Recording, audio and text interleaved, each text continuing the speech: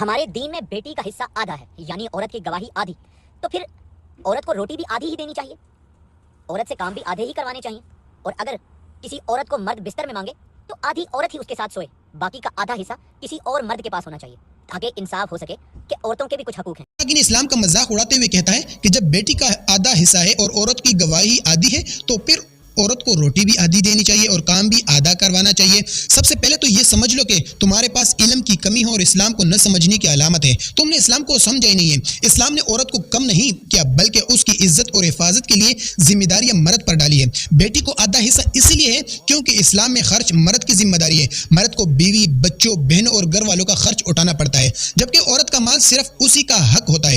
اور گواہی والی آیت ہر معاملے میں نہیں بلکہ صرف مالی معاملات میں ہے۔ سب سے بڑی بات یہ ہے کہ اسلام وہ مذہب ہے جس نے عورت کو وراثت، عزت اور حقوق دیے، جبکہ دنیا کے بہت سی معاشروں میں عورت کو صدیوں تک وراثت میں کچھ بھی نہیں تھا۔ لیکن تمہارے پاس علم کی کمی ہے اور تم جاہل ہو، اس لیے اسلام کا مذاق اڑانے سے پہلے اسلام کو سمجھنا ضروری ہے، ورنہ ایسی باتیں صرف اپنی جہالت کو ظاہر کرتی ہے اور تم جاہل انسان ہو جو اسلام پر اعتراض اٹھاتے ہو۔ سب سے پہلے اپنے گروان میں دیکھے، ہو سکتا ہے تم اپنے ماں باپ کا نہ ہو۔